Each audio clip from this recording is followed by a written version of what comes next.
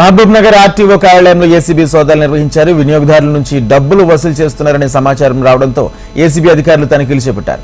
RTO కార్యాలయానికి ఎలాంటి సంబంధం లేని 3 వ్యక్తులు పనిచేస్తున్నారని గుర్తించి వారిని అదుపులోకి తీసుకున్నట్లు ఏసీబీ అధికారులు తెలిపారు.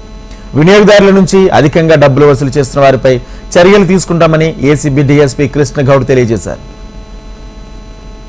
ఈ డీసీటీ ఆఫీసులో డ్రైవింగ్ లైసెన్స్ ఇష్యూ చేసే సమయంలో కానీ రిజిస్ట్రేషన్ చేసే వెహికల్స్ రిజిస్ట్రేషన్ సమయంలో కానీ మిగతా సమయాల్లో కరప్షన్ యాక్టివిటీస్ బయట వ్యక్తులతో ప్రైవేట్ ఏజెంట్స్తో జరుగుతున్నాయని మాకు ఇన్ఫర్మేషన్ రాగా ఈరోజు మధ్యాహ్నం వచ్చి దాడి చేయడం జరిగింది.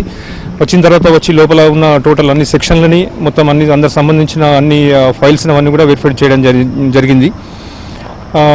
ఒక 3 ప్రైవేట్ వ్యక్తులు, అందులో 2 ప్రైవేట్ ఏజెంట్లు, 2 ఏజెంట్ల లోపల వాళ్ళని మేము పట్టుకోవడం జరిగింది.